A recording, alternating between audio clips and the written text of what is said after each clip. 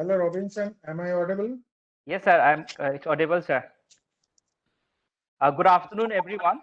I would like to welcome in ASSOCHAM Agri-Tech Startup Meet with the theme Role of Agri-Tech Startup and its Perspective on Indian Farmers. We have two sessions today.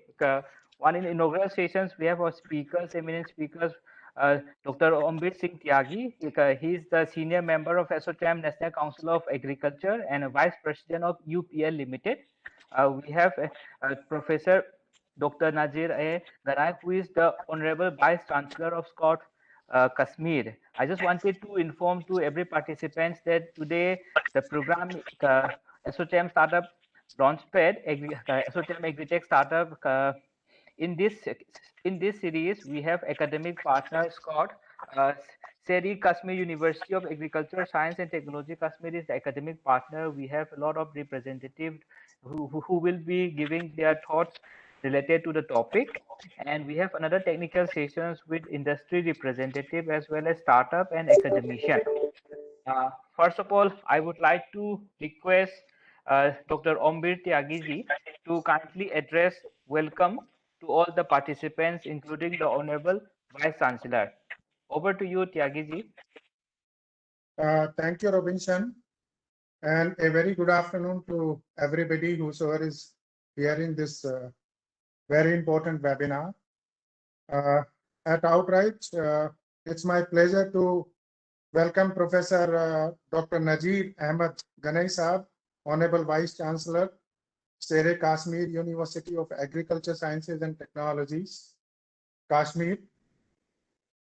As we all are aware that agriculture is a buzzword these days, and a lot of changes are happening in this sector.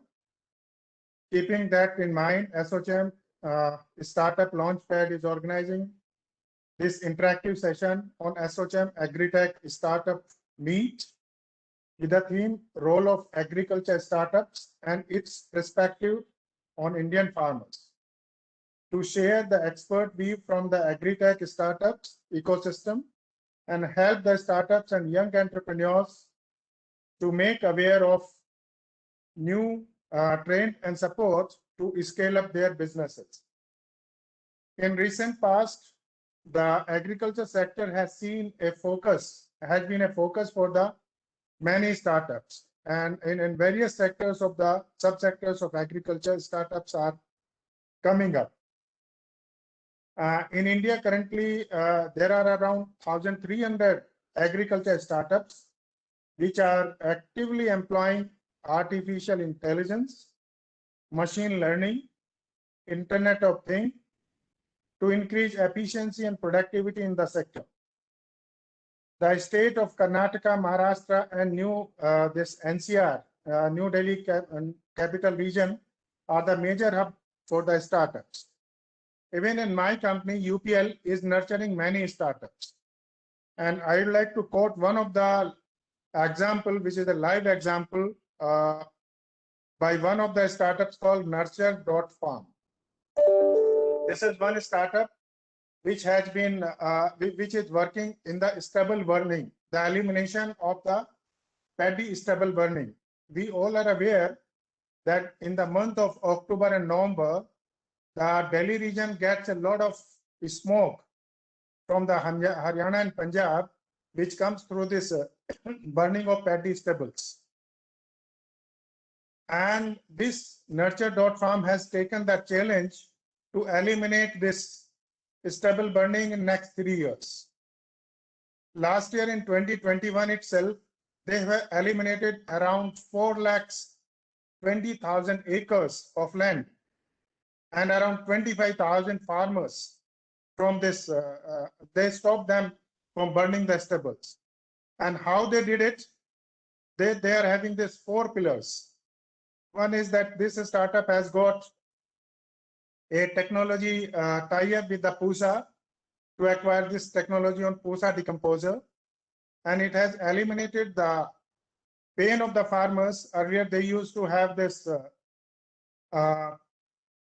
the medium. The farmer used to prepare the medium, and the decomposer was coming in a capsule format. So this company has converted this capsule to the ready to dissolved powder. And second is that it has onboarded 26,000 farmers. And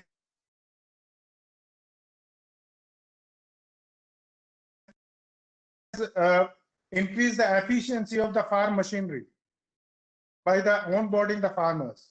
And in first year itself, it has eliminated 4,20,000 acres across Punjab and Haryana.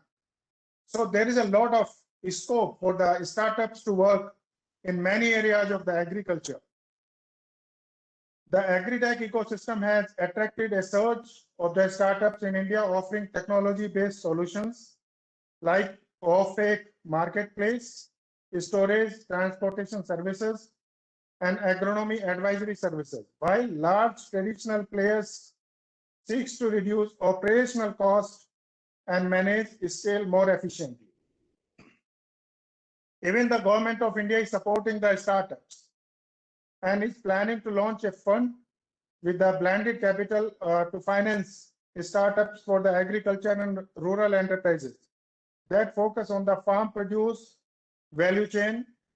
During recent budget 22-23, Government of India has announced around 600 million for the digital agriculture, and it is Government of India signing MOU with very large companies for supporting the startups.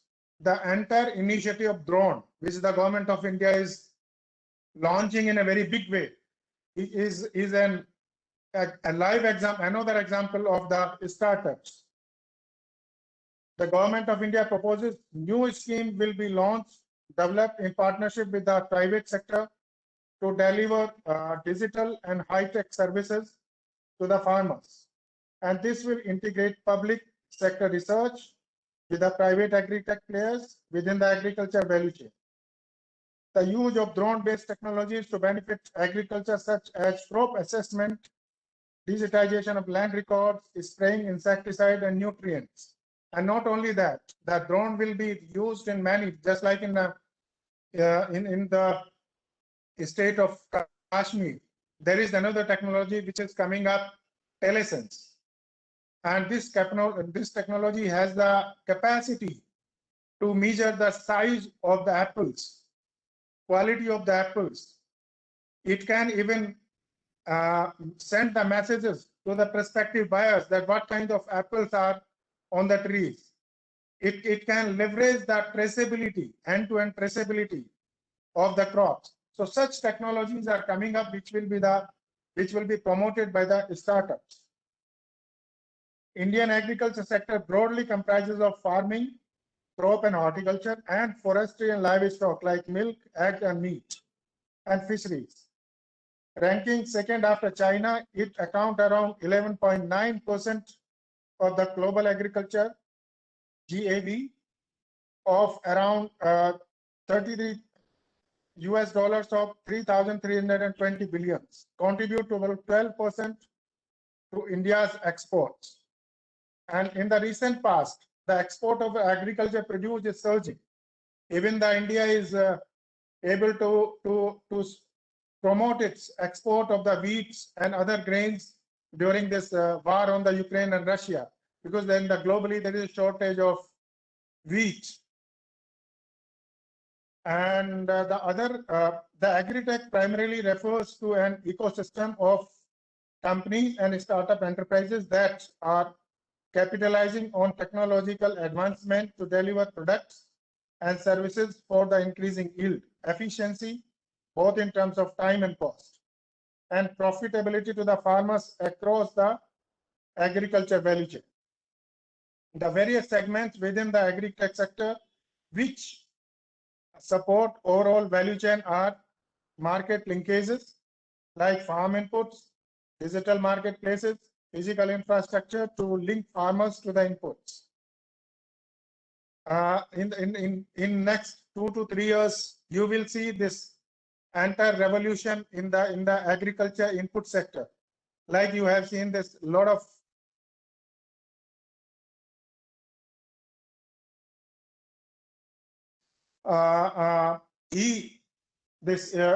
what we call e-commerce. The similar these company will be leveraging the agriculture input as well. Another area is biotech, research on plant and animal life sciences and genomics. Farming as a service, farm equipment for rent on pay and use. We all are aware that farmers buy a lot of tractors and other implements, but their farm size are very small. And these implements and tractors lie ideal for long period of time. So by developing these, the increasing efficiency of these equipments and tractors, these startups can help the farmers. Precision agriculture and farm management, use of geospatial on weather data, Internet of Things, sensors, robotics to improve productivity, farm management solutions for resource and field management. Similarly, there are a number of areas where these startups can leverage the technologies, and we will see revolution in next 5 to 10 years. These startups are going to bring in the agriculture sector. With these words, I end up my discussion. Thanks for joining this very important webinar. Over to Robinson. Thank you, Dr. Tyagi sir, for your warm welcome remark. And I would like to now request our Honorable Vice Chancellor of Scott Kashmir to kindly address to all the participants. Before it, I just wanted to highlight 2 points, two lines for him. He is a renowned scientist in field of veterinary science and has vast experience in administration, research, teaching, and extension. Professor Nazir Ahmed is a pillar and dynamic leader to drive the university in the path of innovation, entrepreneurship, and startup. I would request now Professor Sir to kindly address all the participants. Over to you, sir. Thank you, Mr. Robinson. Thank you very much for having me here in this program of ASSOCHAM. Dr. Om S. Tyagi and my colleagues, Dr. H.R. Naik, who is our Director of Planning and Monitoring, and we have the Dean Faculty of Agriculture, Dr. Rihana, my Associate Director of Research, Dr. Azmat Alam Khan, and there are many other participants here in this meeting. Very good afternoon to all of you. It is a very nice thing that we, Discourse Kashmir, in association with ASSOCHAM, are having this Agri Startup meet, virtual meet. And here we are discussing about the role of agri-tech startups and its perspective on Indian farmers. So very nicely chosen, idea and to debate on this very important issue. So I thank you. I, on behalf of the university, welcome you to Scotch Kashmir though virtually. Scotch Kashmir and Agriculture University, one amongst some 74 such other institutions around the country. And for the information of the ASSOCHAM, the Association of the Chamber of Commerce in India, that we have a special place in the Indian agricultural education system. That out of 74 institutions, state agriculture universities, we are the 6th best state agriculture university in the country. And we have improved our ranking over the last couple of years. From 27th, we were in 2017, and today in 2021, 22, we are the 6th best. And when it comes to the innovations, the Ministry of Education has one another system of ranking, that is the Atal Innovation Ranking. And I'm very pleased to share with you that, and that Atal Innovation Ranking, released by the Ministry of Education, there are only 3 universities, agriculture universities, and we, the Scotch Kashmir, is one among those 3 agriculture universities. So that's purely on the basis of the kind of the innovations our students and faculty they are coming up. And couple of the reasons why it has happened so, because we are creating a kind of a mindset among the students. Now this is the time that they have to cultivate the creativity and innovation among the students, so that they become the future entrepreneurs. And in that context, I would say that more than 6 or 7 of our students have earned the startup grants or the seed money from BIRAC Big. BIRAC Big, it is a DBT operated program. It is an ignition grant, and in that ignition grant, they would give the students a seed grant of almost 50 lakh rupees to validate his proof of concept and then to start the startup. And presently, some 5-10 companies we are incubating. I mean, the startups are the ideas we are incubating in our university, and out of those, one is about to mature, has virtually matured. So that speaks about background of this university. It is a multi-campus university. We are some 7 colleges. We give undergraduate program and 7 degree programs, and some more than 60 postgraduate programs. We have some 40, almost 35 to 40, off-campus stations of this university. The faculty, the colleges, the research stations, and the Krishi Vigyan Kendras. So that's about the background of this university, and how do we do it, and what I believe my colleague there, Tyagi Sai, were just talking about these startups which are coming up around the country, and focus at the national level that we have to go with these innovations and the startups, because we are dreaming to be the Atmanirbhar Bharat, wherein some more than 20 lakh crore rupees stand allocated for that very particular program, and our nation is also aspiring to be a 5 trillion economy, and it's very nice that already the country has touched 3 trillion economy, and still there's a very uphill task of being of touching that 5 trillion economy. And the only way of becoming a 5 trillion economy, and the only way of becoming self-reliant India at the path, is that we have to be now an innovative nation, a nation whose ranking on the global innovation index has to increase. Presently, we stand somewhere at around 46th rank in that global innovation index. But if we really want that our nation should go high, we should go up, and then it becomes a knowledge-driven society in this country, and knowledge economy. That means we have to bring in changes in our education and research system in our universities, promote that innovation and the creativity amongst the students. And that's, I believe, what's also happening, or what is being prescribed in the national education policy of the government of India.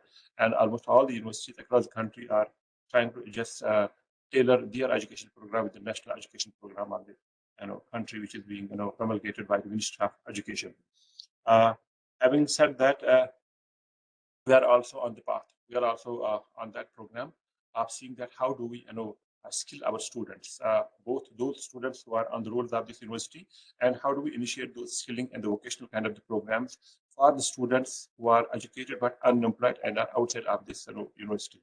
And at the same time, what we are also, we understand that because we are passing through the 4th industrial revolution, and a revolution which is driven by the artificial intelligence, the machine learning, the blockchain technology, the 3D printing, and the bioeconomy, and so many number of associated technologies.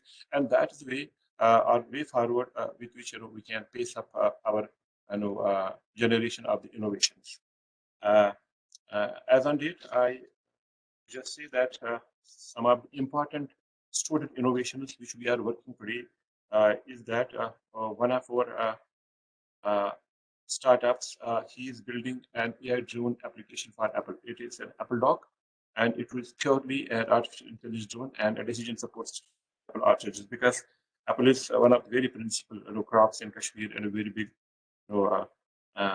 contribution it has to the economy in the region of the UT of Kashmir. And another important problem what we face with this high density apple orchard system is the irrigation.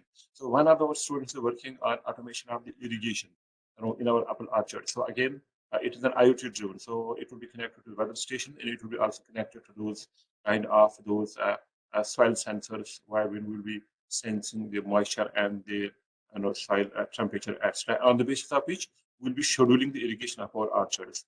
And then one of our students, 3 other students, or 3 other innovations are basically about kind of biotechnology driven, and it is BB and GG company. One of the students who is working on converting waste to wealth. We say we produce a lot of human hair and those poultry waste. He says that how can we convert it into some organic manure, liquid manure, and he has been able to do it, and then he has received a grant from the government of India under that big program.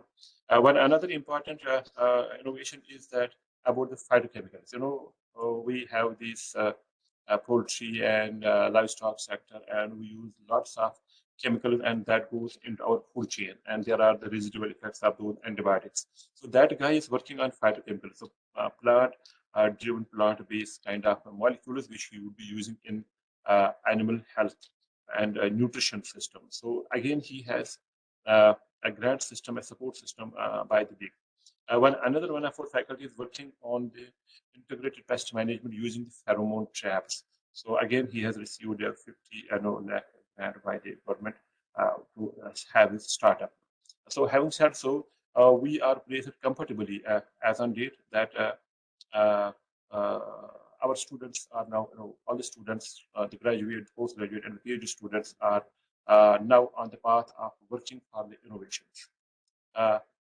In coming times, I believe maybe somewhere in May or April or May, in this university, we would like to just have one kind of a convention of all the industries, uh, both at the national level and from the state level.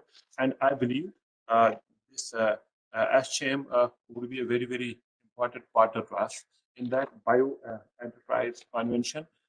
We would invite those companies and would see all of our student innovators and all our faculty innovators would come up and present their ideas, do the pitching of our ideas before the industry, and so that we are able to understand those companies who can come and invest into those ideas and start, first time that kind of a ball rolling. That now, if we have a very good innovative idea, there are companies who can invest in our idea. So that we would like to hold somewhere in April or May, and I believe that this association of the commerce and industry of the India, your organization, which is a non-governmental trade association, and actually you are advocating for the same reason, and with you we would be partnering for that program. I would say that I have my colleagues here, Dr. Harun Naik and Dr. Azmat Alam Khan. They will please note it down that once we will be structuring our program, we'll start with the invitation. And also because you have lots of issues, and you stand as an interface between the problems and the issues which the industry people they have, or those people who want to come into the they have, and you also know about the initiatives which can help them out. So we want benefit of your experiences, and we would also like to benefit our community of students and the faculty who are the innovators to see that how can they themselves become the entrepreneurs. Let me share with you one very good thing that the Ministry of Education has come up with another policy. The policy is the National Innovation and Startup Policy for the students and faculty. As on date, in most of the universities, there is no mechanism wherein a student or a faculty can have his own innovation, can have his own startup. So this policy, which has been framed by the Ministry of Education and which is available, on their website, we are, I believe, maybe first agriculture university who are going to adopt that policy in our university. That will create a kind of an ecosystem wherein our faculty and the students would be then encouraged that if they have an innovation, and the system would allow them to go and have a startup.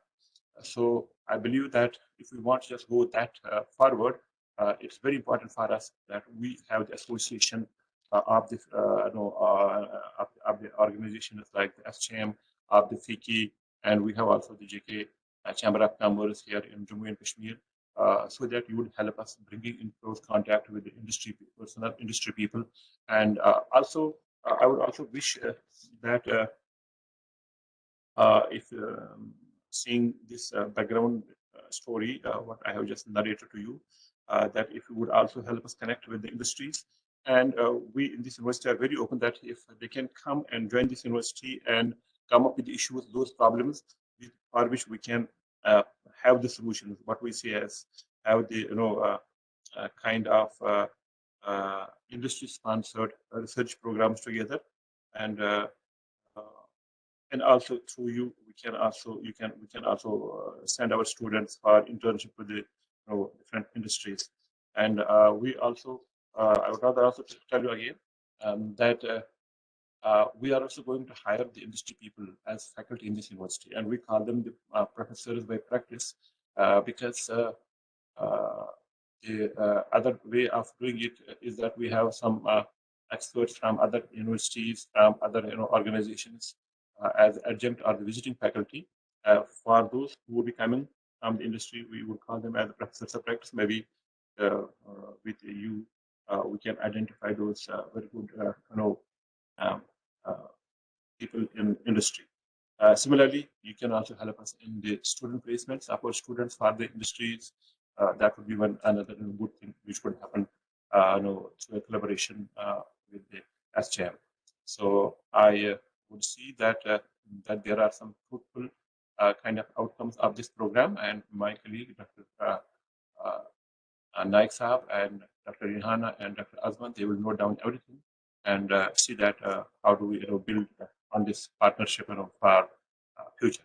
So I thank you and I thank my colleagues here for organizing this program and creating a kind of an awakening among us, among the students, that this is the time when we must come forward and venture into these kind of agri startups. I believe since the day these kind of startup culture has initiated in the country, majority of startups coming up are in agriculture sector only, because we are a country, basically an agrarian company, and more than 60-70% of our people still continue to live in the rural villages. They have the problems in their agriculture, there is distress in agriculture, and it is only the technologies which are available today with us. They can help in resolving their problems, and in the process, we can also start building our businesses. So I thank you again. Thank you very much, and see that we have some very nice kind of outcomes out of this instruction. Thank you very much. Thank you, Honorable Vice Chancellor, sir, for your thought-provoking and very inspiring speech. I hope it will be a great ahead of working together with your university along with ASSOCHAM. And I would like to inform you that in the year 2019, we have started ASSOCHAM Startup Launchpad in order to support the startup for our country. And even during that, we have also traveled to Jammu also, and we have done the pitching session. I hope in the coming days, we are also planning with much more program for the startup, and we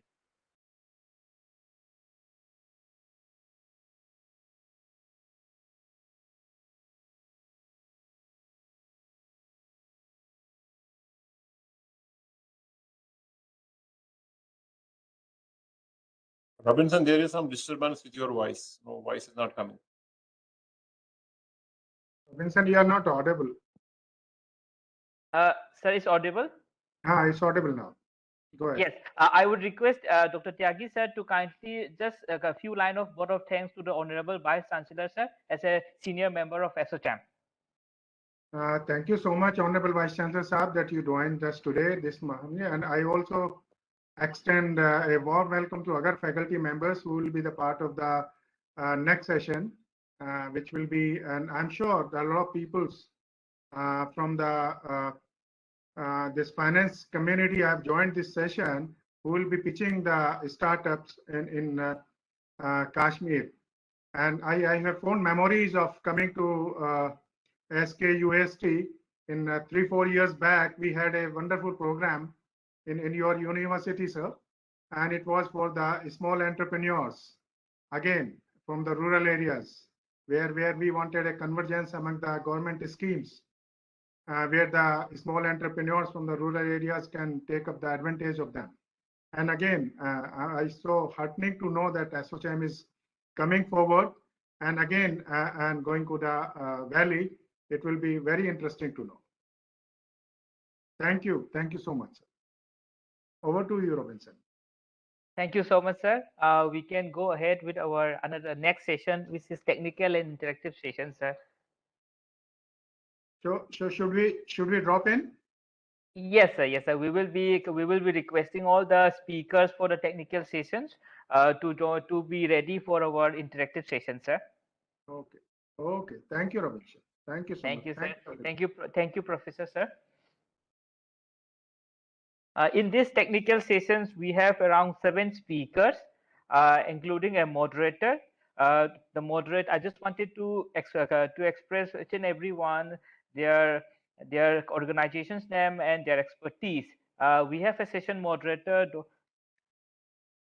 Dr. Rihana Habib Khan. He is the Dean Faculty of Agriculture, Scott University. We have industry representative, Ms. Prachi Raspal. She is the key account manager from Crop In Technology Solution. We have startup speakers, Mr. Rajneesh Prasad. He is the founder of the Rabi Environmental Solution Private Limited. Recently, this startup has won the National Startup Award organized by DPIIT. We have another startup, Mr. Satyendra Singh Lihari. He is the founder of Bastar Se Bazaar Tak. And we have another startup speaker, Mr. Saji Varghese. He is the founder of Brown Reed Agri-Waste Innovations Private Limited. And we have another startup speaker, Mr. Yogesh Kumar Sonkar from he is the founder of Naturewal Biotech Private Limited. And we have two academic speakers, Dr. Azmad Alam Khan, who is the OSD to the Vice Chancellor Scott Kashmir, and another academic speaker, Dr. Narur Hasid Naik, who is the Director Planning and Monitoring of Scott Kashmir. So over to you, our session moderator, Dr. Rehana Habib Khan. You can start the session. Good afternoon. Honorable Vice Chancellor Professor Nazir Sahab, who is very dynamic and who is the pioneer in our university for the startups, and he has made SCOST case is striving hard to infuse the culture of innovation, startup, and we are now at a place to be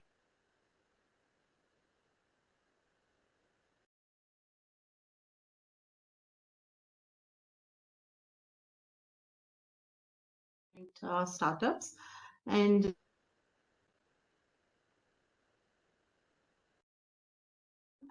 all the industry speakers and the startup speakers and the academic speakers.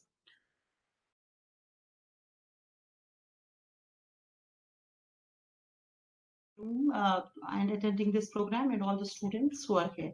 It has been a pleasure to link this our Agri Startup Meet with the ASSOCHAM, and it's going to help us a lot. And so first of all, we'll have our industry speaker, Ms. Prachi Rajpal. She's the keynote manager, Cropping Technology Solutions. And the time allotted for each speaker is only 5 minutes. And if the chairperson agrees, then I have a request from Mr. Harun Rashid Naiku that he would like to speak after this industry speaker. So that is one request that I'm going to make from our side. And so now I welcome Ms. Prachi Rajpal, the keynote manager, Cropping Technology Solutions, to present her view about it. And madam, it's going to be very informative for us, because the students who are normally after the who want government employment, and they have to be motivated that they can start up their own entrepreneurship, or they can be self-dependent. And I hope that by your little speech, they are able to get motivated and start something of their own. Welcome, Dr. Ms. Prachi Rajpal. It's over to you. Yes, thank you. Thank you so much. So I've been looking after the government accounts here in Cropin. We are aligned with a lot of government initiatives, and we are working on ground since past 10 years. We are a 200 plus member team. So we have our office in India, Netherlands, and Kenya, and we have been funded with the ABC World, CDC, Bill and Melinda Gates for all the work that we have been doing on ground and making taking agriculture more towards a sustainable ecosystem where everyone who is included in the value chain can be benefited from what proposition we are proposing to the system. So we are a complete ag-tech based solution. We have we have multiple layers of technology involved, where we take in the data from multiple platforms, be it remote sensing technology or the data that we collect on ground, and then we build the analysis, and then we provide our analysis on top of it, and how the government can benefit that data, what report we can provide to the government, how government can leverage what the work we are doing on ground. So we have been partners with Agra, WWF, the World Bank, HCL, NMI, Ambuja, Cement, Bravo Foundation and Tata Cine as well. We have been working with all these organizations in the past, and from the impact that we have shown on ground, there has been approximately 30% increase in the yield that has been what is reported by the farmers, and 37 higher earnings to the smallholder farmers that have been reported, and the expected losses that has been reduced from the advisories that we have sent on ground to in relation with the pest and unexpected weather conditions have been approx 68%. So our major focus right now is to empower the smallholder growers. That is, I think if we have to ensure a sustainability in our food system, then we need to focus more on this smallholder growers. So that is our major focus. We want to create a sustainable livelihood ecosystem here, and the major areas that we are focusing on are economic, environment, and social. In economic, we focus more towards the farm management, yield estimation, management of package of practices, supply chain management, and enabling the traceability in the entire ecosystem, where you can track what is coming from where and who is growing what. So from the environment point of view, we have the climate smart advisory and water usage advisory, where we try to disperse the advisories from our system to the farmer in their own local language, where they can understand and adopt to the latest and emerging technologies, and move from the conservative method of farming towards more modern adoption of more modern technologies. And then from social, we have the wages and benefits, and health and safety, energy conservation, and education are our prime focus. As Mr. Tyagi has already spoken about the union budget, that the major takeaways that we have seen in this union budget, I think that is something that we are also focusing on right now, and we are trying to see how we can best enable that and involve that in the system. How we from our support provide inclusive developments for the digital high-tech services and to other startups, how we can leverage the PM Gati Shakti, a transformative approach for economic growth and sustainable development, how we can leverage Kisan Drones initiative, and how we can achieve more accuracy towards what is being happening on the ground. So how we can use the PM Kisan, PM FBY towards the financing of the investments, towards the insurance disbursement, because it's a complete end-to-end change that we need to capture and benefit. And everyone is looking towards a transition to a carbon neutral economy, and we are the Jeff Challenge winner for the 2021 year. So we are into we have our AI, proprietary AI and ML based models with us, where we do all the analytics on the data that we collect, and we accordingly provide our solution to the beneficiaries. So we try to enable a farm to fork traceability, where we manage the agronomy and farmer data, monitor the entire crop program, and get the report and insights on the data. So entire farm management we have done with SRP, that is a Sustainable Rice Platform, Global Gap, and Fair Trade Certified Bond Co. So we have taken the data, satellite imaging, climate-based advisory, and real-time advisory through SMS. That's how we are benefiting the farmers on the basis of our ground force plus the remote sensing data we are collecting and other sensor-based data that we collect. So we do the satellite monitoring at plot level, data collection at the plot level. So we need to get to the plot level to benefit the end customer. Then we do the weather forecasting, where we do the 7 to 14 days of weather forecasting, and we monitor the crop through the entire season so that we can see and provide our advisory on the real-time basis, because it's all time bound. We need to get back to the farmer on timely basis. So to talk about it, we have the entire supply chain management with us, how we best provide the market link. We ultimately need to provide better price to the farmers to make them self-sustainable, how they can benefit on the input pricing, how we can help them enable the FPO formation and digitization, how they can leverage the latest technologies, how we can best enable them the market price. So these are the core focus areas that we are focusing on. And we have been aligned with Organic India, on the digitization of the farmers. There are a lot of FPOs in India that we have been aligned with, such as Oka, Sumintar, and so this is just a gist of what we are doing as of now. There is a lot to be done, and we have been aligned in ensuring a complete traceable solution so that we can identify where our food is coming from, who is growing what has been the authentic source of it. All the harvesting data has been on our platform. So, and we are also aligned with the Tata Cine and other projects that is being done on ground, such as Project Jivika, which was in government of Bihar MP, and it was funded by World Bank to make them more sustainable and adaptation to the climate change. So that is what the need of the hour is, and we have been aligned with Department of Agriculture in Karnataka as well for different crops, and to make ultimate goal was to make the farmers self-sustainable and healthy.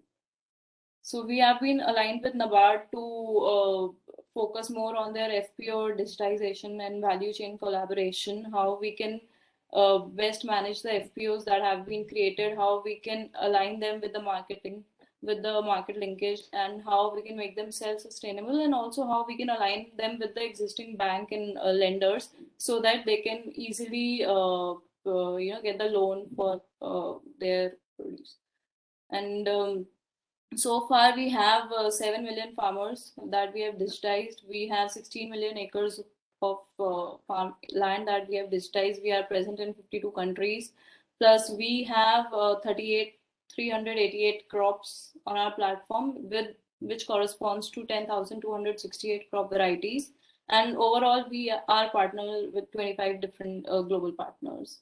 And in the past, in India, we have worked with different government departments such as government of MP, government of Bihar, government of Arunachal Pradesh. Then recently we have started working with government of Meghalaya as well. We have been working with government of Karnataka, government of Mozambique, and Punjab Agro, to name some. So ultimately our goal is to focus and enable the farmer on the ground level. So that's it.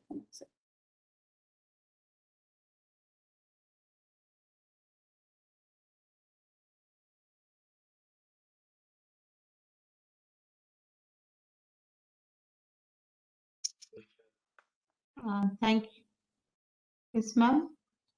Ma'am, Miss Prachi, can we have some directions at how we can collaborate, how you can be helping our university or our students for the startups? And what was the idea behind it when you started it? Because there are many agencies which are giving the advisories also. Like we have GKMS service going on all over India. So they are they are giving the weather-based advisories. KVKs are giving. But your initiative for smallholder growers is very good. Can we have some idea how you got it? If you are still online, ma'am. Yes, I'm online. So how we need to first see what problem statement we are addressing. Once we are clear with what is the problem, because there are multiple problems right now on ground. So what problem statement that we are addressing, that is because it is a very demographic kind of a situation. And in agriculture, a problem that is there in south will not be there in north. So we need to address what problem that we are addressing, and then we can see how we can align and what is a possible solution, how we can best mitigate that particular problem. Okay, thank you. So if the chairperson can give me the permission, then I can call Dr. Harun Rashid Naik, Director Planning and Monitoring, our academic speaker. If it's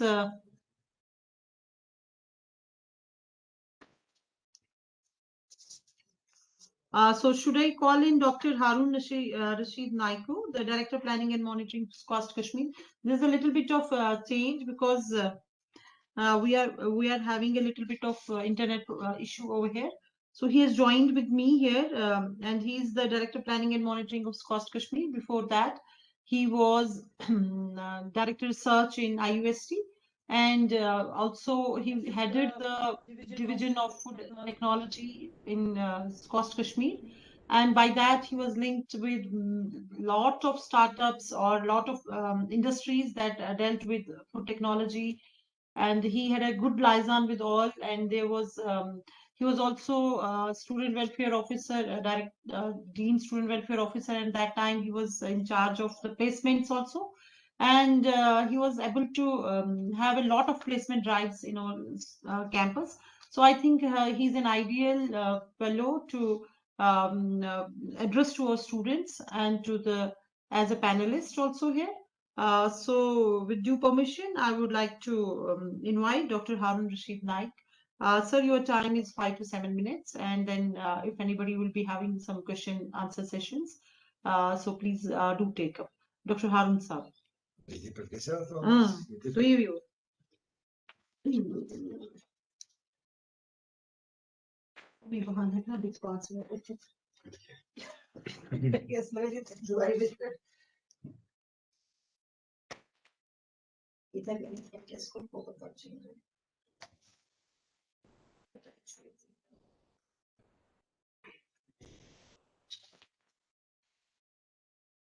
Honorable Vice Chancellor, Professor Nazir Ahmed Ganai Sir, the architect of the startups in Coast Kashmir, Shri Ombir Tyagi ji, Professor Rehana V, Dean Faculty of Agriculture and moderator of today's event,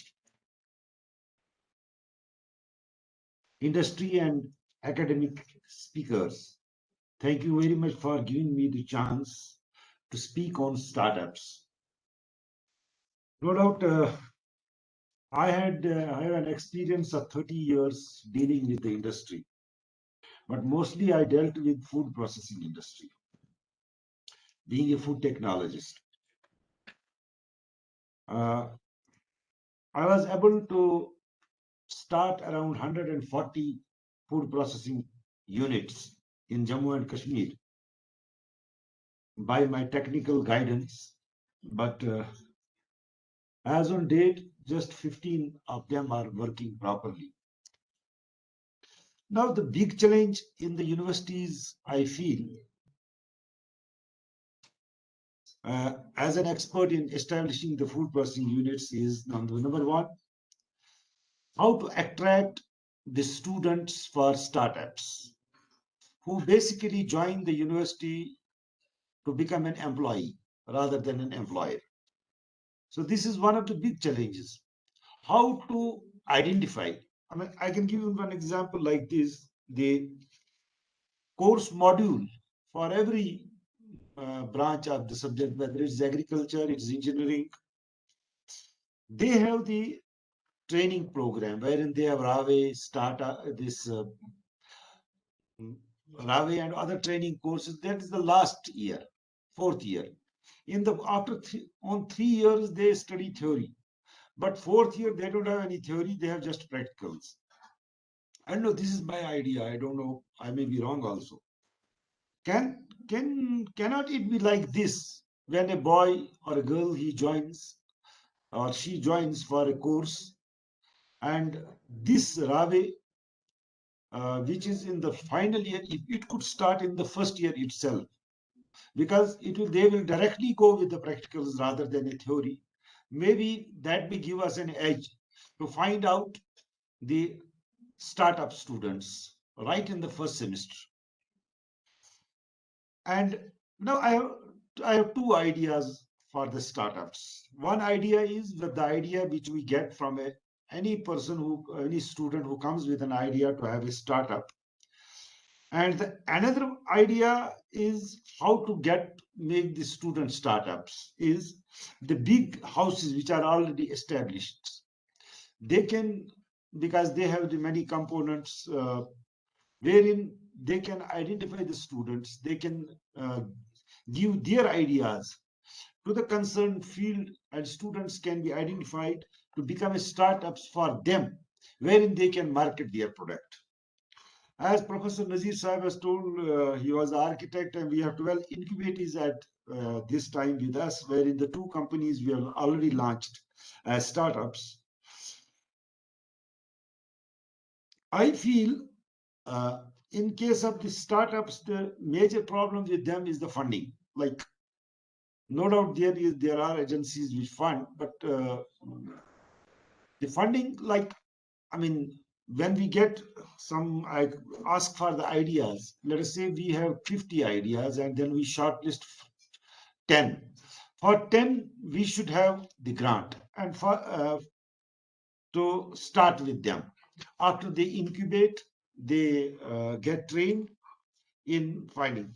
So I think we needed help in this case, so that we have a separate fund to start with the startup other than the projects which they apply. Now, recently I had one of the industry has contacted me, and they wanted some 12, 15 products which they need, and for that they need the startups. Now, the question here I am putting it in the forum to discuss. I mean, if that industry will take up the startups, how they can go. There should be some some guidelines on that. That if a big group comes and they want some product developments of their ideas, and they want startups from the university, and they are seriously interested to come to the university and start the program with us. And moreover, we will be very glad if to have a collaboration with the industries, to startups, to share the ideas with others and theirs with us. We are already in the process of making with IIT Roper for going the MOU on this startup and incubation entrepreneurship programs. So since very senior persons, people are there who will be giving the talk on the startups. My last take before I leave is that my topic is that the funding is the major component which every university or every college should have to fund the startups. So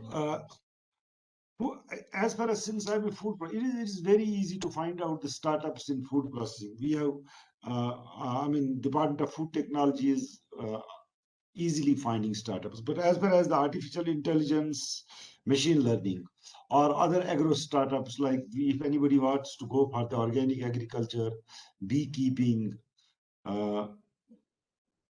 then this around the pesticides, much of the input is required, because in establishing a food industry there is easy now for the startups under the which we all know, there is PMFME scheme, Prime Minister's formalization of enterprises. Under that, one district, one product, anybody can come with a plan, take an idea for give an idea, get incubated and apply for the under that scheme and get the startup program and industry small, though they fund up to 10 lakh rupees minimum, and maximum he can go to more than 20 lakh. So what I feel is, similarly, other than the food processing, where the funding is very easy in food processing, other areas like as I was mentioning just now, AI and machine learning, agrochemicals, beekeeping, mushroom cultivation. Wherein the agri inputs is required. So the best thing will be that if the industry and the university, they come at one platform, help each other in finding the best startups right in the first year when the student enters. The fourth year student has made, third year, the fourth student, they make their mind to go for the jobs. But when a first year student, when it comes with 40 students, if 10 students are identified for startups, they can be groomed to become the future entrepreneurs. So that was my talk for today. Thank you very much.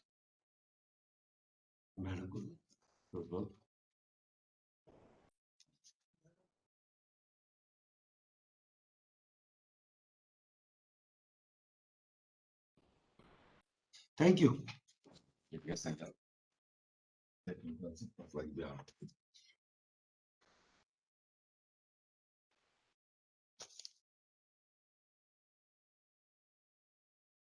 Thank you, Dr. Harun. So it's open for questions if anybody would like to ask.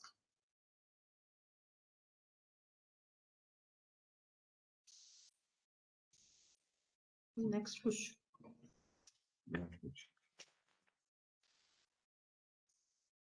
Okay, to move ahead, we have with us Mr. Rajneesh Prasad, founder Ravi Environmental Solutions Private Limited, and he would be able to throw light on his startup and how he started it. And I hope that our students are motivated that if he can do it, then we can also do it. So over to you, Mr. Rajneesh Prasad. 5 to 7 minutes, and then a question answer session, and also some tips for our students how they can go ahead. Sure, ma'am. Over to you, Doctor. Okay. Honorable Vice Chancellor, sir, Dean, ma'am, Professor Haru, Robinson, sir, from ASSOCHAM, fellow panelists and startups. It's a pleasure to be part of this forum to share our startup journey. And as Madam just said, that probably the audience is most of the students. And if my journey and motivation can motivate them to become a good entrepreneur, that will be a benefiting, say, response to this forum. So just to quickly share, we are into clean tech space. And what we have developed is a microbial consortium to treat the wastewater, and the treated water can be fit for irrigation. So that is how we connect with agriculture sector. So if you have a sewage or industrial effluent, using our bacterial consortium, the treated water will come as a liquid fertilizer, and you can use that for improving, first of all, the irrigating the agricultural fields and improving the say the soil fertility as well as plant nutrition. So that is what we do. We are a recent startup. We have just started our initiative in 2017. Dr. Vanita Prasad, she is the founder and the Chief Technology Officer, and she is PhD in Environmental Biotechnology. Predominantly has been working in this field for almost 25 plus years. And it happened that she was also R&D head for a very prominent environmental consultancy company. And when she used to visit clients and meet and understand their issues, she understood the challenge is not in the design of those treatment plants, but it's more of the microbiological aspects which needs to be taken care of. And that is why she came up with this idea that we will develop a microbial culture and help those clients to improve their plant performance efficiency. So predominantly we are into microbiological bioremediation technology, developing microbial cultures and providing it to the clients. So that's about startup. But yes, there is a previous incarnation of this company also, of the founders also. We are three founders, myself, Dr. Vanita, and Mr. Bhavik Khatrani. And before coming, doing this startup, we were all, what you call is like working for multinationals in different organizations. I come from healthcare. I used to work for Siemens Healthcare for 25 years. I worked there. As I told you, Dr. Vanita came from another consulting company. It's called Paramount Consultancy Services. And Mr. Bhavik Khatrani, who's our CFO, he was also living in Eastern Africa, and he was a returning NRI. And we happened to meet to each other during our first Vibrant Gujarat participation. And that is how we all decided to do something on our own. And this idea of Ravi came up. It's I mean, so far we are like enjoying the journey. And to the, I will say to the student fraternity, it is, there's no right age to start any idea or build on a business out of it. You must have heard about two young founders, Shravan Kumar and Sanjay. They are the founders of Go Dimensions, and they founded their company at the age of 12 and 14. They are brothers. And then on the other hand, you have examples of the KFC founder, Colonel Sanders. He founded his company at the age of 65. So there's no right age or wrong age. If you have an idea and if you believe in that idea, you must go for it. You should support the instinct and you should make full effort to start that initiative. And that is what we have done. Many people told us that when we started at age of 45 plus, that we are making a professional society. We have family to support, kids to nurture and everything, but we knew what we wanted to do, and that is the journey we chose to. Today, we are like 5+ years. The journey has been very, very challenging, but rewarding.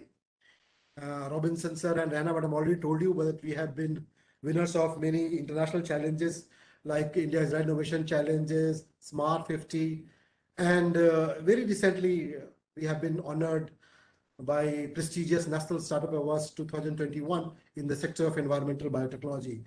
And Mr. Piyush Goyal, in the presence of Honorable Prime Minister Mr. Modi, we received that award. That was very, emotional moment for also. But these, situations gave us also confidence that the thing we do is being recognized by prestigious individuals, prestigious societies, prestigious scientific bodies, and that is the validation of the science we develop or the things we do. So whenever you do such things, try to get it validated from such sources also.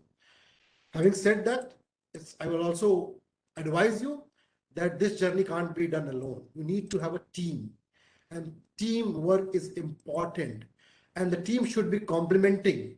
As I said to you, in our founding team, Dr. Vanita is a technical person. I come from a business background. And why we absorbed Mr. Bhavik? Because he came from a finance background. Neither Dr. Vanita nor myself had a finance background. So in the founding team, we wanted somebody to take care of our finance administration side also. So that's how we enrolled that Mr. Bhavik, and he's now a founding member. So it is very important that you also, so whenever you have an idea, you think about what team member you will choose, because it's very important. You must have seen birds flying in the skies. They always go in a team. There's always a leader who leads, and then they keep on rotating. That's called job rotation. So,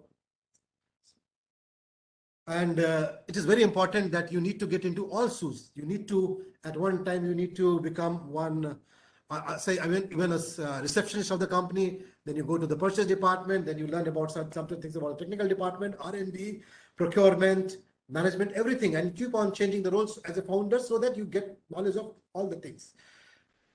So I know I have very limited time and I cannot explain how this you will achieve, but I believe I'll give you some mantra. Once you get into this journey, enjoy the ride. It will be a roller coaster ride. When the ride is going up, everything will look very, very cozy, very entertaining. When the ride goes down, you will have the goosebumps. Oh my God, where are we? Why did we sat in this coaster at all? So those kind of feeling you will also get when you start your journey. So that's the message I'll give it to you. At the end of the journey is always the thrill you will all enjoy. That's all from my side. Thank you very much.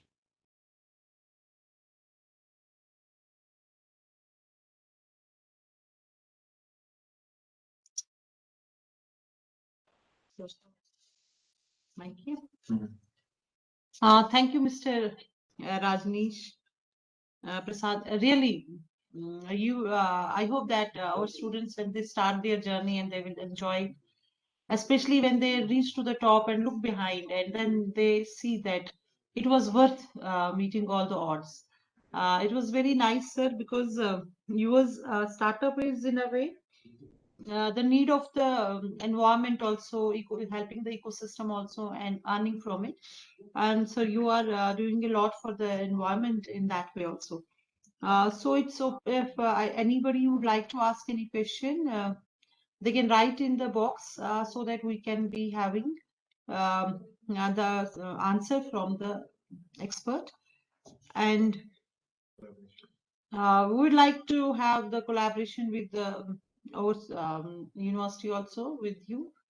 And if you have any idea how we can proceed, in this, because we are also we have in our campus itself, we have biofertilizers, we produce biofertilizers, we have all the microbes for decomposition as well as used for biofertilizers. So, and a lot of growers are also taking from us.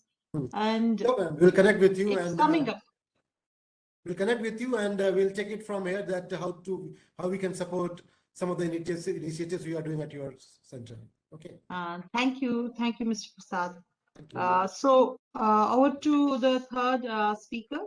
That he's Mr. Satyendra Singh Lilhare. He's the founder of Bastar Se Bazaar Tak. Very good. Bastar Se Bazaar Tak. It's such a nice name kept for Sorry for the interruption, Dr. Rihana ma'am. Actually, Mr. Satyendra has just left out due to a certain meeting. He will be coming back in another 5 to 10 minutes. So meanwhile, we can go ahead with our next speaker, Mr. Saji, who is here. Sure. So now I would like to call Mr. Saji Varghese. He's the founder of Brown Reed Agri Waste Innovations Private Limited. It seems that many people are working for environment. And so over to Mr. Saji Varghese. You have 5 to 7 minutes, and I would like the attendees also to write their questions, their queries, and please be attentive and just listen to these startup founders, and please just feel that you can also do it if they have done it. Over to you, Mr. Varghese. Yeah, a very good evening, all esteemed members. My name is Saji Varghese, I'm right now I am at a university. I'm working as an associate professor at Christ University, Bangalore, and I'm very happy that I'm talking to students from a university, from a college, I believe. And I'm very happy to tell you that this journey, which began 3 years back, I'm a faculty from the English department. But I'm also interested in grassroots innovations. So what happened was and I'm very happy to tell you that it was while walking in the campus of Christ University that my eyes fell on this fallen coconut leaves. And I thought, why cannot we make them into straws? And then my journey began. And if you can see in my hand, I have these straws, which is an invention which happened at university campus. And these are the straws that we make from naturally dried and fallen coconut leaves. And the best thing about this product that we found out was that the leaves, the naturally fallen coconut leaves, has its own natural wax, and it comes on the surface with a normal steaming process, and that is how these straws become very antifungal and hydrophobic, and it can stay steady in beverages for more than 3 hours. So this was the invention that happened at Christ University, and then 2 students of Christ University, Sandeep and Chirag. They, after finishing their education, they have joined us full time. So I'm very happy that as a Christ University professor, we have a startup where a professor and students are the directors in the company. And now to talk about this product. So this is made from an agri waste, and as you have seen a fallen coconut leaf, there are leaflets, and we can make up to 180 to 200 straws, biodegradable straws, from just one coconut frond. And that is where the idea struck me, that why cannot we make it as a huge commercial enterprise? And that's how our team came together. We have 2 engineers also with us, and we developed 5 special purpose machines to make these straws. So it has a spiral layer inside, it has 2 outer layers, and that is how the straw gets made, and we can customize it across diameters. We can make 6 mm straws, we can make 5 mm straws, we can make boba tea straws. And for all these, we have small machines. We have developed over the past, during the COVID times, we were given the opportunity to alone to do the R&D here, and we developed 5 special purpose machines, which we now give out to women in the rural areas. So as of now, we have 5 centers. One is in Madurai, the other is in Kasargod. Now NABARD has supported us. NABARD has given us a fund, and HDFC has also given us a grant, because of which we now have set up 5 centers, and 80 women are employed in our production centers. And with these 80 women, we make these straws, and now we then procure these straws from them at a on a profit sharing basis. So it's a social enterprise. It's a for-profit social enterprise. And then we are now, without any marketing also, we were able to get inquiries from 25 countries. And we are sending out the samples. We sent out samples to 10 countries during the last 6 months. And now Coffee Day is talking to us. We are already giving it to Four Seasons, Leela Palace, Novotel, and Ibis Groups. And they have all validated, and they are repeat orders. And then we found out that even from Middle East, Oman, and now from Australia, Germany, UK, we are getting huge orders. That's where we realize the importance of further automation. And this is where I want university students to understand that though we are a social impact startup and we want that all our machines should be in rural areas, at the same time, we have to have a fine balance between upgradation of technology and rural employment. And now last month, we have come across, we have developed a conveyor belt automated system where now we can make these biodegradable straws at 3 seconds per straw, and because of which we can bring down the cost of production, and the straws can be sold at a very cost effective price.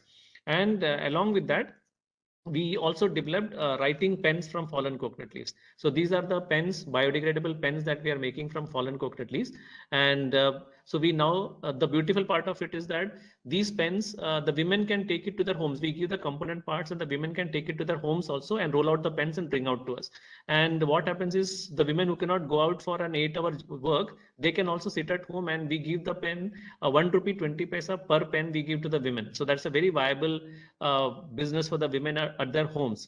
And the beautiful part of it is that it is very well liked. In fact, NABARD, last one full week, we were having an exhibition at a mall in Bangalore, sponsored by NABARD. And within 2 days, we sold 18,000 worth of pens. So it's very clear that these pens are very well liked by the people. And we also, because we can do a laser engraving on it, many corporates are asking these pens for their events, for their conferences, because it's a biodegradable pen. And we have been able to send out to 30 companies have asked the pens during the last 6 months. So we have given out these pens to 30 corporates, including Suzlon, 3M, Paytm, and so on and so forth. So what I want to actually tell all our students is that there will be a lot of agri waste around you. All you need to do is just try to experiment and see how it can be converted into a value product. And the most important thing I want to tell you is that protect your IP. I'm very proud to tell you that when I made this first straw, people said you cannot file a patent for it because ये तो नारियल का पत्ता है, इसको सिर्फ घुमा के तुमने रख दिया तो patent कहाँ मिलेगा? I want to tell you that this was the fastest patent granted in India in 2018. 2018, we got the fastest patent granted. And now our developed multi-layered straw, also we have now filed a patent under PCT, and we got the international patent search report. And all our 30 claims, we have 30 claims in our patent, and all our 30 claims are novel, inventive. And we have filed the patent in Europe, we have filed the patent in the US, and the first examination report is also out. So to the students, young students, I'm telling you, अपने आप पर भरोसा रखिए और अपने ideas पर भरोसा रखिए और उसे वो intellectual property को जरूर protect करना, because that is what will actually increase the valuation of the company and make it a very commercial and viable product. I think that's all for now. I think you got an overall idea about what we do. If you have any questions, I'll be very happy to answer these questions. Thank you very much. Thank you. Thank you for the opportunity. Thank you, Mr. Varghese. Really, I was very much impressed to have these environment-friendly things over here. And we were just talking that we are also going to hold a conference. And if we would have known beforehand, we would have been able to get it from you. Because we want to have the things that are environment-friendly. Okay. And if our whole agri waste is put into such a beautiful activity or for such a beautiful utility, Right. it's a welcome step. And I think and now people are more conscious. Exactly. Most of the people are now getting environment friendly. They are conscious to save the environment. And Right. since we are bearing the threats of the climate change and all, just to add, ma'am, so actually people this have is become. Yeah, just to add, because this is made from an agri waste, we are able to position this pen at 7 to 8 rupees. We want to make it a mass product. And even in educational institutions, we are putting up vending machines where these pens will be put up, and the students can just do a QR payment and get these pens. And because the refill is still plastic, we have a reclaiming method where the students can come and dump back the used pens, and we will dispose it responsibly. So we are trying to make this as a mass product. And maybe I next think conference. it's a wonderful idea, and all the institutes, education institutes can help you in it, because Sure. most of the used thing is the pen these days. In our Right. times, we used to have fountain pens where we would put the ink, Again, or we yes, would change yes. the refill. Now Right. kids Yeah. don't have idea of change of refill. No, not at all. Yeah. They will buy a new pen. That's Sure, the sure. trend. If you are able to restart this thing, changing of Yeah. refill, because we don't get the refills in the market also now. Right. Because Yeah. they get disposable pens, they use and Right. they throw, use and throw, and with the result we get a lot of plastic waste at our hand. Exactly. Even the kids also are not now they are irresponsible. If they Correct. lose a pen, they know that for 5 rupees I will be able to buy a new. They buy a We new used one. to my mother used to check whether I have Oh. brought the geometry box back with the Or not. number of pens that I had taken, but that concept Yeah. has changed. And with this if it is taken to large areas, and if as you are saying that you can provide the machines also that they can make, and this it's Yes. a wonderful idea. And I think even if you earn less in it maybe, or you earn more, but it's worth it. Hats off to this innovation. It's And the really next conference we will send the pens to you, ma'am. yeah. Sure. We mostly have the conferences. We are having this conference for 24th of March. Oh, So it's too okay. late to ask for you. But I, as Dean Agriculture, and I, as a part of the NAHIP team, who have this, we have this environment sustainability plan also in that, and to promote that, we would have loved to have your pen. Sure. Yeah, If it's and not it too would late, we have can given still a good. send. If it is, It would have given a very good signal throughout India. Right. And maybe if because the days are less, and here the transportation charges and the by road, it's a little We bit can difficult. still send it, ma'am. If it is 24th, I think we can still make it. We can still send it. If you can know the address or something, I can still. If through Yeah, then Robinson. I will keep in touch with you, because Sure. we receive, even if we are not able to put it in the in the conference, we can have them here sold at our student facilitation center, so that people see it and they get motivated to. We also have a lot of agri waste here.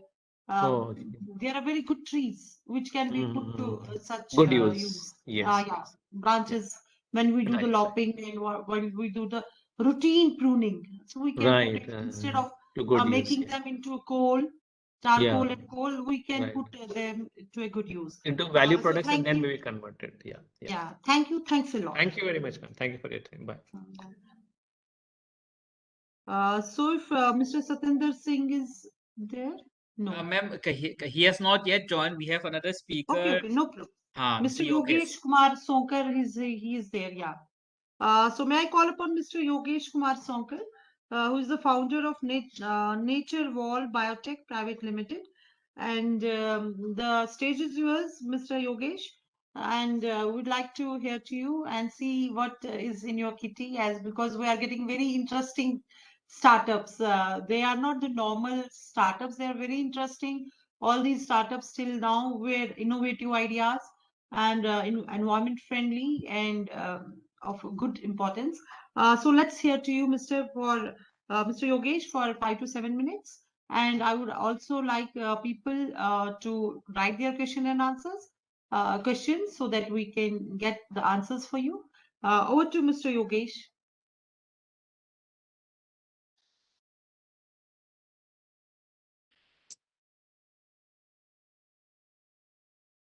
Mr. Yogesh, can you hear us?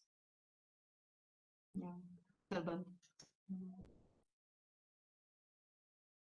I think there is some technical issue with him. He was here. He had to open his mic, but I think he got disconnected. Let me just check. Meanwhile, we can get some questions from the participants while I'm checking with his technical team. It's okay. How much time?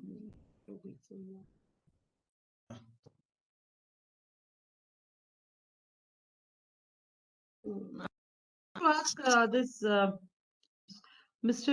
Varghese. If Mr. Varghese is there? I'm there. Hello. Yeah. Yeah, I'm there. Mr. Varghese, tell me about those straws. Were you those were straws? Yeah, these are straws. Okay, so they are used by like provide to restaurants or Yes. As of now, we are supplying to 5-star hotels, and then we are supplying overseas. We sent it to Oman, and we have orders from 10 countries as of now. So that is why we have now automated our machines, which we give to women in rural areas, Madurai, Thoothukudi, Kasaragod, and all that. Yeah, and you can make then chopsticks also, I think. yes. Yeah. Okay. But yeah, they are used now these straws.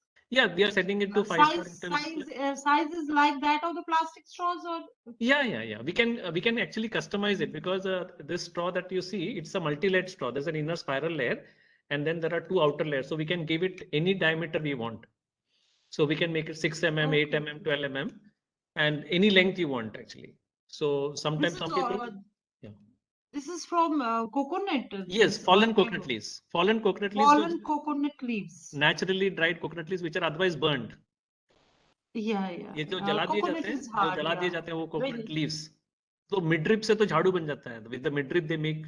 Midrib से. और वो जो बाकी पत्ता जो leaflets होता है वो जला दिया जाता है हर जगह. तो उसी को हमने ये स्ट्रॉ में कन्वर्ट किया. तो एक कोकोनट लीव से हम लोग 180 to 200 स्ट्रॉज बना सकते हैं. तो scalability is not an issue. So abhi the commissioner or deputy commissioner of Nicobar Islands had also invited us. I was in Nicobar Island last October, and it is full of the island is full of coconut trees. So we are planning to set it up for the Nicobari tribals as well. So yeah. Because it will be very good for them livelihood. Very much. And utility of the agriculture. Ma'am, as of now, 80 women are already employed with us. 80 women in 5 centers. Yes. It's a wonderful idea.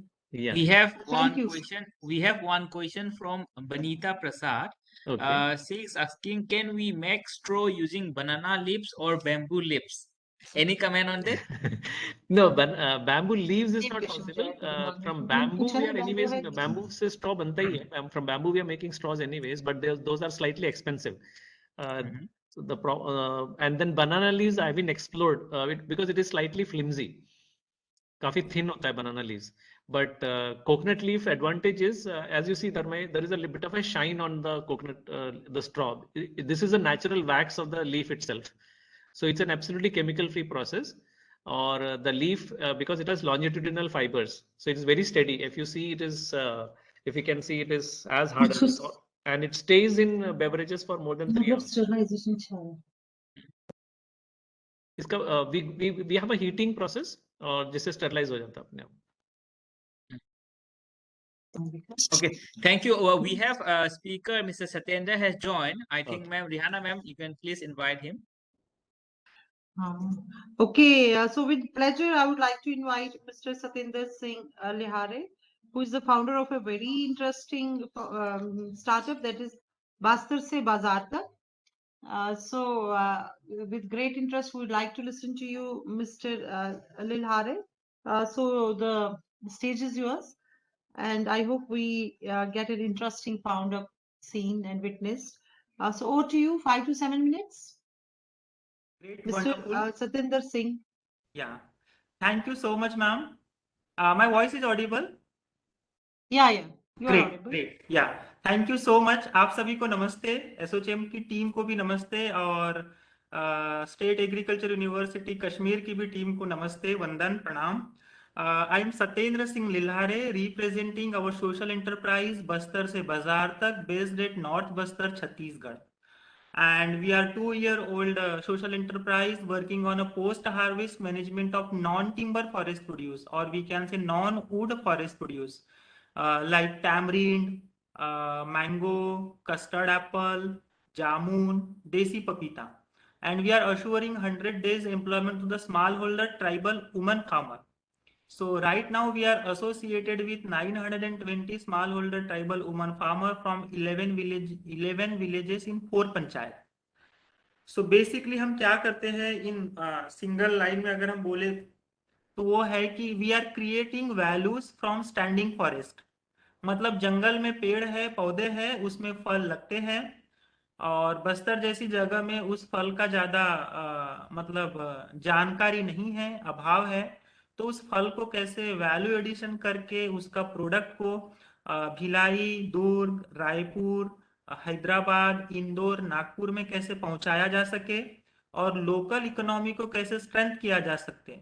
जैसे MG NREGA में 100 दिन का पक्का रोजगार मिलता है जिनके हाथ पैर अच्छे होते हैं और जो चल सकते हैं, फिर सकते हैं, धूप में थोड़ा काम कर सकते हैं। बट उनका क्या, जो 60 साल के हो गए, 65 साल के हो गए, जो मिट्टी नहीं उठा सकते हैं, तो वो हिसाब से हमने ये मॉडल डिजाइन किया हुआ है। और साथ में हमारे साथ हमारे फाउंडर चेयरमैन हरीश कश्यप जी और अंबिका जी कश्यप, ऐसे हमारे साथ में फार्मर जुड़े हुए हैं जो दिन रात मेहनत करके कंपनी को भी आगे लेके जा रहे हैं, किसानों को भी आगे लेके आ रहे हैं। और इसके अलावा उनको काफी खुशी है कि हमारे गांव का जो प्रोडक्ट है वो दूर दूर तक मतलब जा रहा है। तो ये था हमारा पास्ट प्रेजेंट।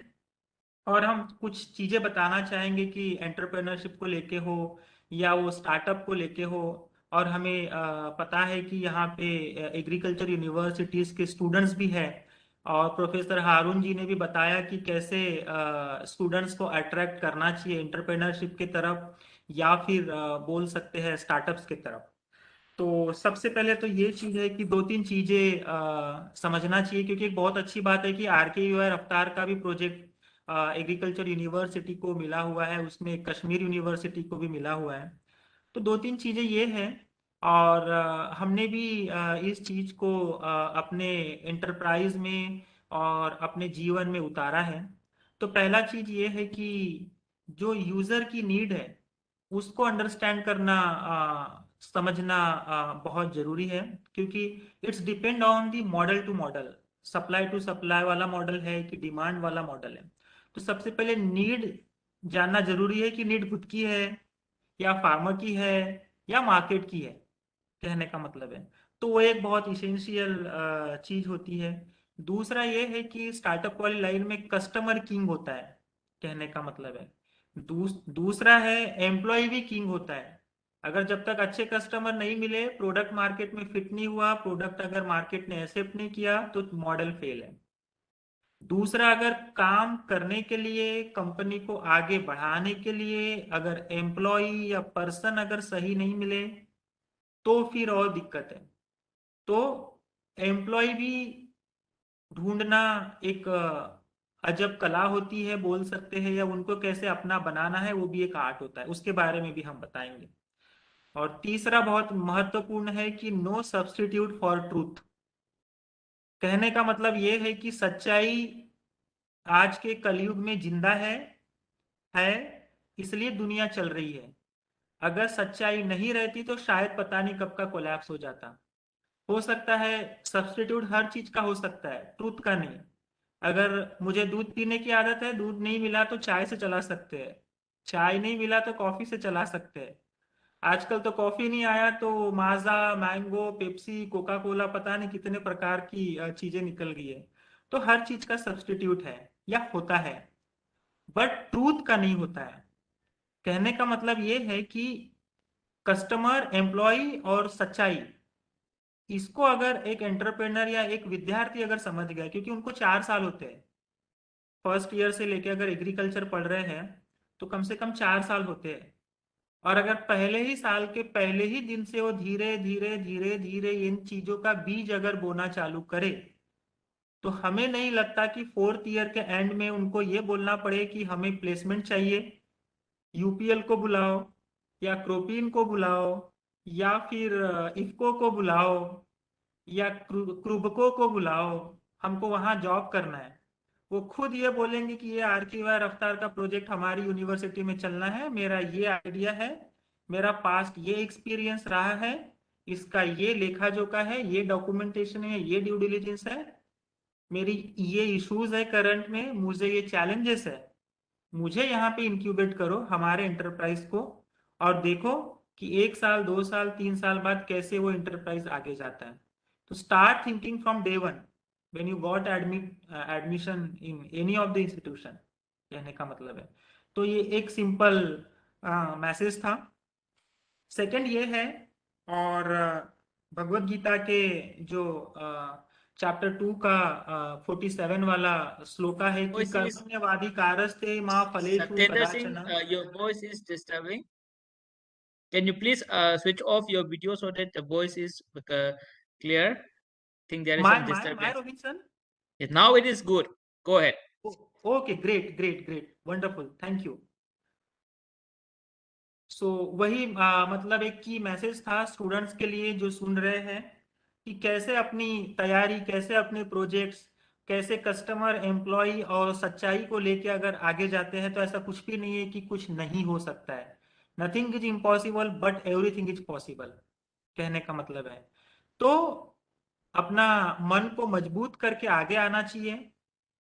यूनिवर्सिटी साथ में है, यूनिवर्सिटी के प्रोफेसर वीसी सर साथ में है, एसोचैम जैसे बड़ा प्लेटफॉर्म है, तो आगे आके अपनी प्रतिभा को निखारना चाहिए। और एसोचैम और यूनिवर्सिटी ने हमें बुलाया और सुना, इसके लिए धन्यवाद।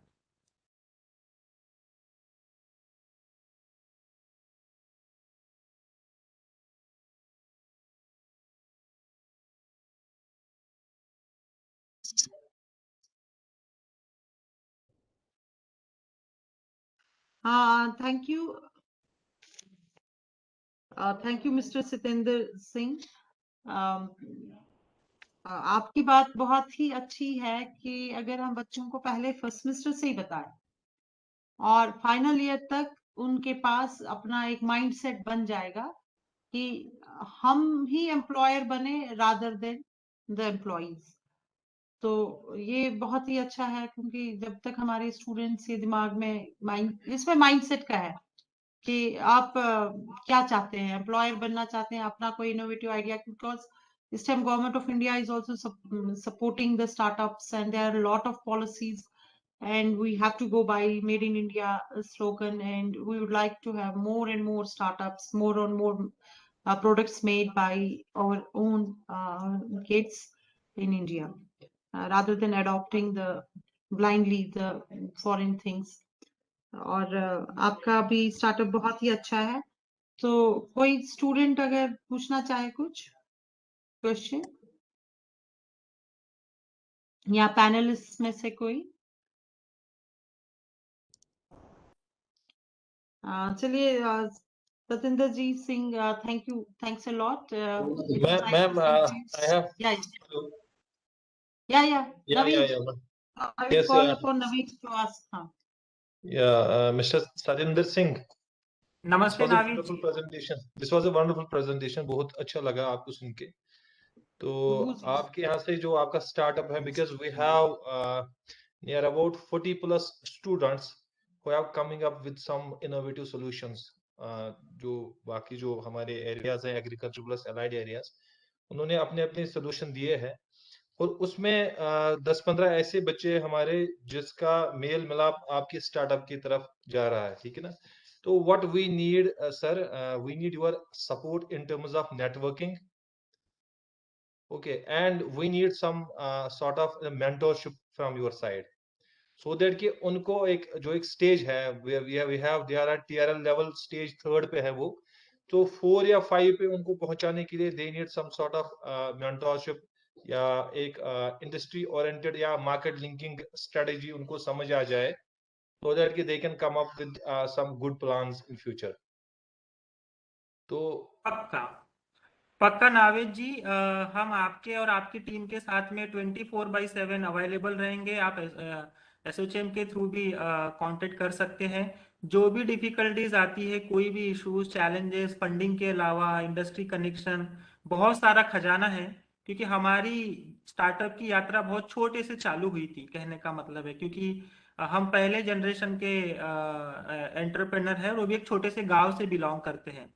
तो हम भी चाहते हैं कि लोग आगे आए, और लोग आने के बाद में वो अपने आइडियाज पे काम करें और नेक्स्ट लेवल पे लेके जाए। उसमें अगर कुछ भी अगर हेल्प लगा तो हमारा मीनिंगफुल कंट्रीब्यूशन रहेगा। चलिए थैंक यू इसके अलावा और अलग वाला भी अगर स्टार्टअप होगा, फिशरीज, गोट्री, पोल्ट्री है, एग्रीकल्चर में बहुत सारी चीजें आती है, जैसे फार्म मैकेनाइजेशन से लेके इनपुट सप्लाई से लेके स्मार्ट फार्मिंग से लेके एडवाइजरी इंफॉर्मेशन से लेके fintech, processing, storage, market access, सारे में हम कहीं ना कहीं कोई भी एंगल में कोई ना कोई कोने में फिट कर देंगे, उसका चिंता नहीं है। चलिए शुक्रिया, और हमें थैंक यू खुशी भी सो होगी। Much.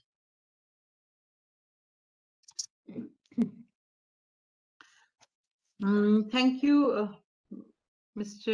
Satinder Singh. And thank you all the startups, all the speakers, industry speakers, and the startup speakers we had. Now, I think we have the time for one of the most important speaker, that's our academic speaker. So, because this meeting is has the motive of connecting the industry and the academia. And for that, we have here now Dr. Azmat Alam Khan, who is the OSD to Vice Chancellor, SCOST Kashmir. And Dr. Azmat has been associated with the NAHE project, and he's also the co-PI of the NAHE project. And under it, he was joined with, he was working with our Honorable Vice Chancellor for the starting this startup field of startups and introducing what's a startup, what's an entrepreneurship, how our students can take up into it. And Dr. Azmat is a veterinarian, and he has worked on geese, and he has identified all the species of geese over here, and he has a lot of patents and books written by him. So I think being in the headquarter, being a teacher, being a scientist, and being associated with NAHE, he can play a vital role in motivating our students, in helping, guiding, and mentoring our students to have their own startups. So now I would like to invite Dr. Azmat Alam Khan, Professor Azmat Alam Khan, who is working with our Honorable Vice Chancellor, SCOST Kashmir, to have words of wisdom from him. Dr. Azmat, please. Thank you, Dr. Rehana.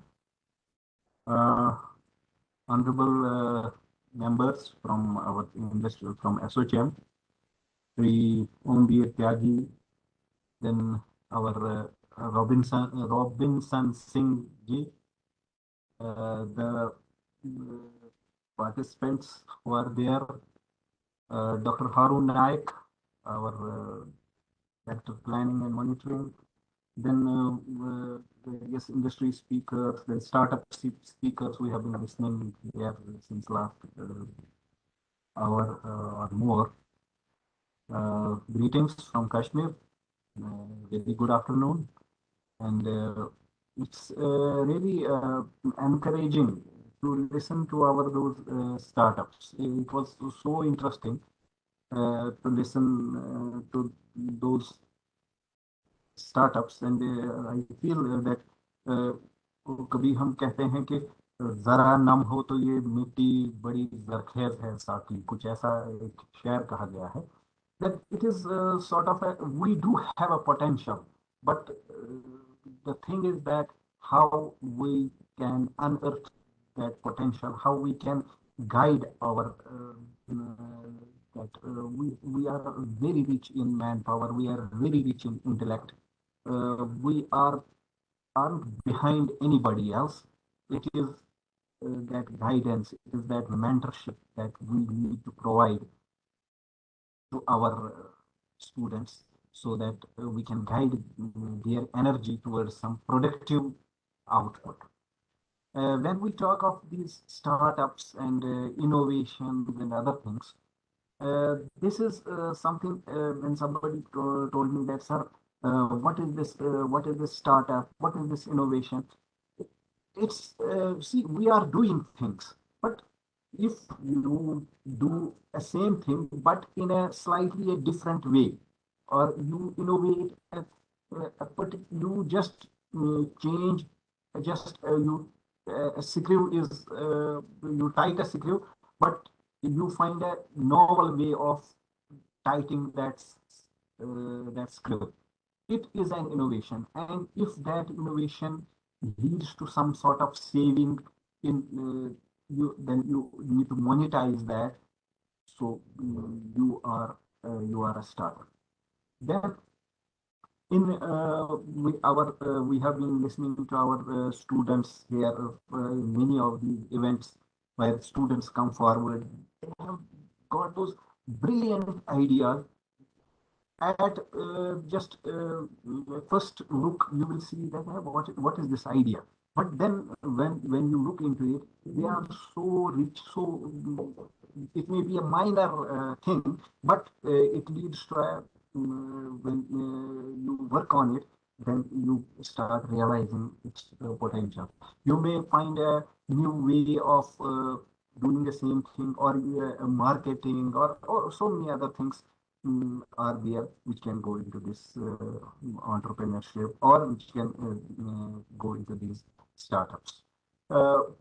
We here at this university, as my honorable vice chancellor, he has already introduced this university to the members from ASSOCHAM. We have since the last 2-3 years, we have embarked on this path of doing something different. What differently? Say these agriculture universities, like any other agriculture universities, we do have 3 mandates. We do academics. We teach students agriculture and allied subjects. We produce graduates, postgraduates, doctorate students. Then we conduct research. That is our second mandate, and then third mandate is our extension. But then since last few years, we have decided to continue with those mandates, but do those things differently, and then add one more mandate to ourselves, that is the innovation and entrepreneurship. Suppose we used to do the academics. Academics was simply a classroom teaching, and then you produce a graduate, and when you produce a graduate, he is then with that, he lands into the market with that degree in his hand, and then searching for the job. फिर वो हिंदी में कहेंगे, उनको हड़ताल करेगा, वो धरना देगा, मुझे जी जॉब दे दो. But instead of producing those people who are seeking the job, these academic institutions, particularly the university like those of agriculture universities, we need to produce the people who, instead of being job seekers, are the job creators. They will we produce 100 graduates, we produce 100 job creators who will employ them. Suppose 5 people each, so we have employed 500 people. So we have a battery of people with jobs to offer for the for other students from other institutions. This should be the potential. And in this now, even national education policy now talks of the same thing, that instead of giving the information, what we used to do in earlier days, the teacher used to be the storehouse of information and impart that whole information to the students. But now, present day students, they have all the information available at their fingertips. They just you few buttons you press, आपके पास Google है, आपके पास plethora of information is available. But the teacher now has a different role. He has to be a mentor, and we have to impart skill. Information उनके पास बहुत है. They have a lot of information.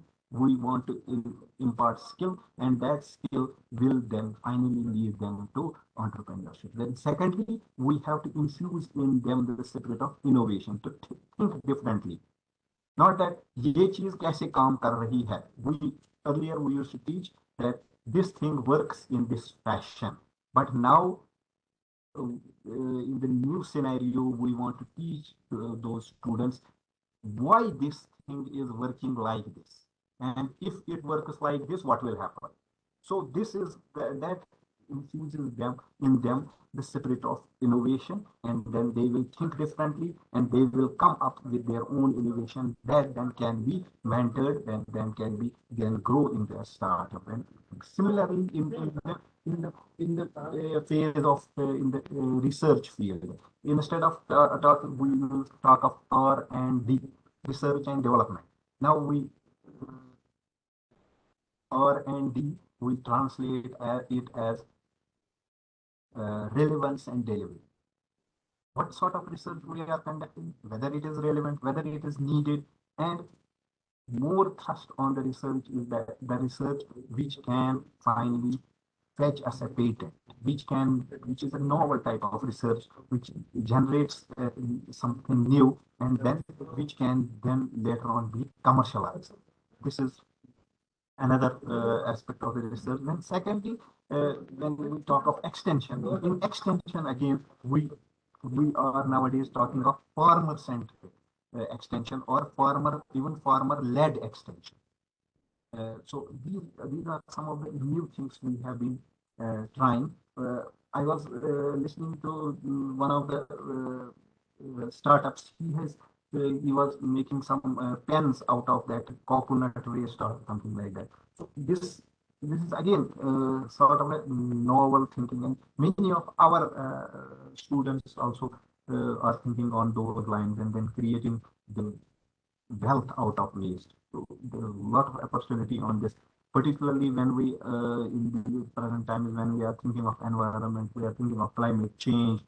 Our Rihanna madam is now shortly conducting one conference also on some climate and related issues, agrometeorology and other things. Then so these things are nowadays you can sell these things, environment related, climate related, and other things. And if you think on those terms, you will be definitely getting a market out of those things. And then one of our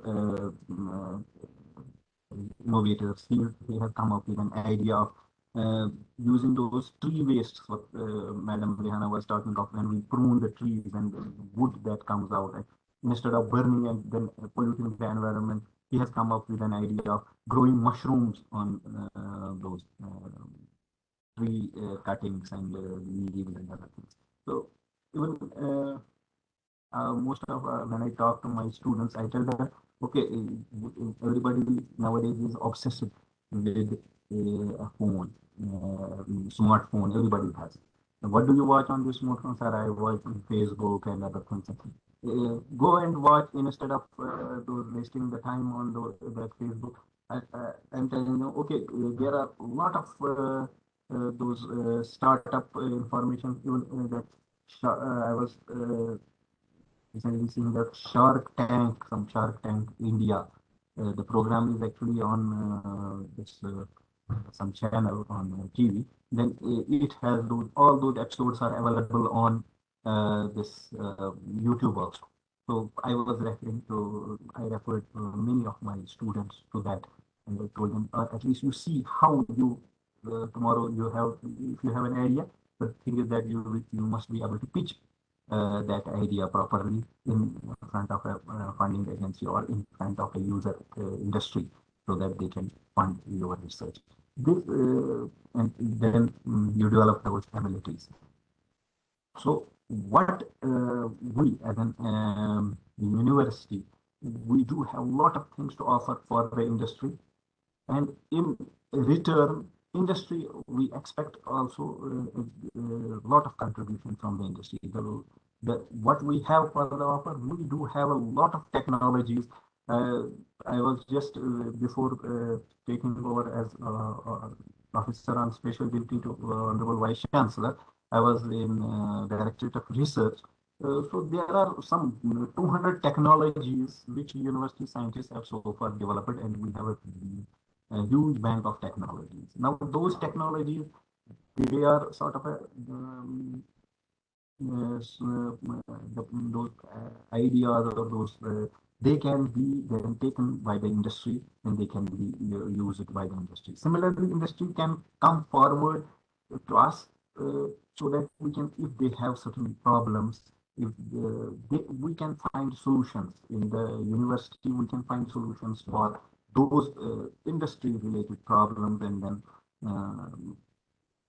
in return, industry we expect that industry would fund our research. Certainly, when we will industry will really realize that importance of that research, or they have the need of that research, and we provide the solutions So the industry will definitely they will fund our research, or they will help us in solving that, because most of the universities always there are the financial crunches are always there that can be addressed. Similarly, the most important thing what we look at industry for is that we want to align our syllabus or our what sort of course curriculum we have in our university. We want to align it towards industry. So there the university can help us. And definitely there's a concept of, they call it as a professor of practice. No doubt, I may be an academically, I may have we may have PhDs and postdocs and other things. But when it comes to industry, there we need a practical experience what industry has, and that in the that industry people can provide us, and those professors of practice we call them, they can be of immense help to mold our curriculum towards make it industry oriented, so that the graduates we produce they would be industry ready. We do have a lot of programs in that those RAVE and other internships and externships and other things to mold our students. But since those externships and internships there, we as academicians are the mentors. But if the industry person happens to be the mentor during those externships, during those some short 5 months, 6 months, this will definitely chisel out an entrepreneur out of that student.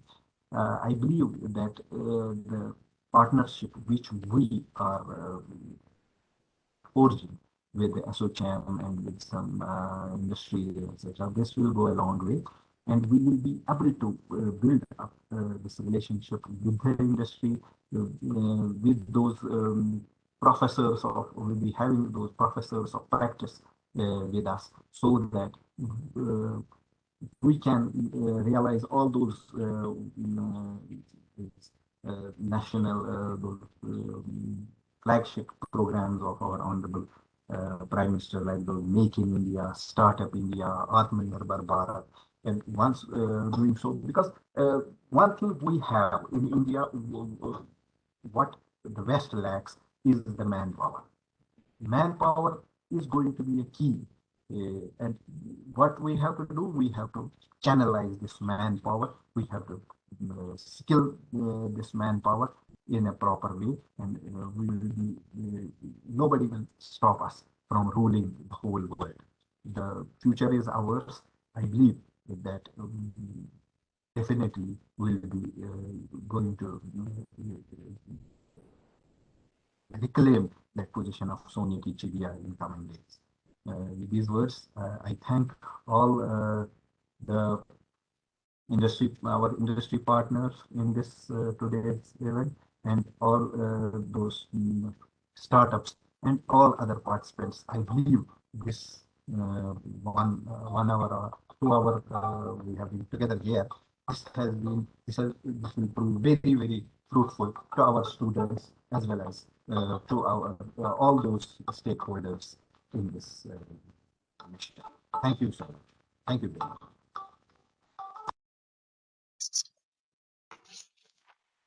Thanks a lot, Dr. Saab. As expected, that the mentoring from you would be very important and really motivating for our students, as you have been working very closely with all this setups, startup system, and mentoring the students, guiding them, and even helping them to a large extent. So it's now open for discussion. I invite all the panelists and startup people, if they have any ideas more to make this evening a very fruitful one. We will have an open, this is open for all, for if anybody would like to speak.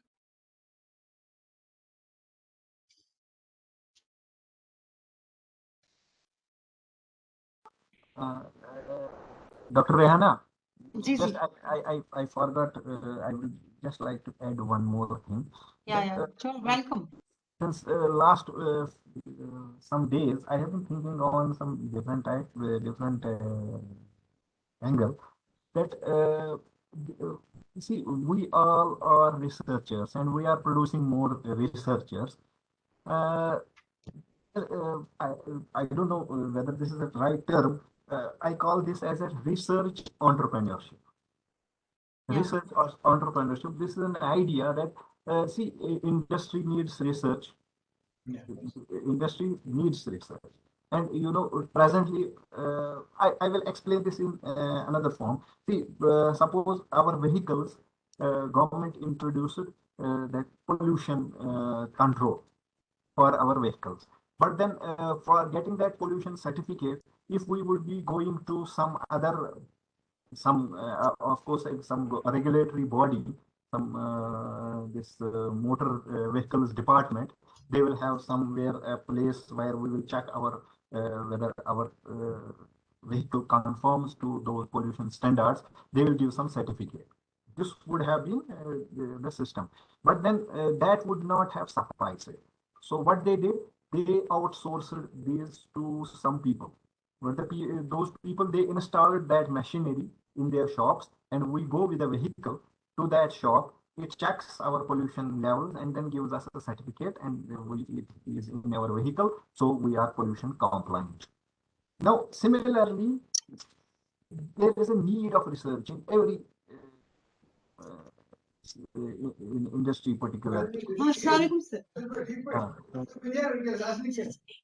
They need an R&D. So now if a person, a private person, he excels in sort of a research, he can establish his own agency sort of a thing. Then he conducts a research for people. People pay him for conducting research. He will be just like we have freelance journalists. We'll be having freelance researchers who will be conducting a research, and they are being paid for conducting that sort of research, and thereby they will be sort of an entrepreneurs for conducting research, or what I call it as research entrepreneurship. This can be one of the avenues where people can earn their employment as a freelance researcher or a research entrepreneur. Thank you. Thank you. Robinson, over to you. Dr. Rihanna ma'am, actually we have already been over time, so we can conclude. Okay. So as a part of thanks, I would like to thank each and every speakers who are joining today's ASSOCHAM Agri-Tech Startup Meet. I think it is a great opportunity for all the participants who has joined, mainly the students and the young entrepreneurs. They have heard all our industry speaker along with the startup journeys. There are so many interesting facts and figures that we have also come out during these interactive sessions, and I would like to thank each and every speakers. This is the starting of a new relation between the ASSOCHAM and our academic partner Scott Kashmir, and we look forward for more such initiative to help the students along with the academic as well as the startup who are involved in the agriculture sector. Thanks to all the speakers, and especially Mr. Naveen Hamid. He is one of the person from your university to coordinate for this organizing this successful program. Thank you very much, and we look forward for our next initiative. Thank you all. With this, we are closing the program. Thank you so much, Robinson. Thank you so much. Thank you.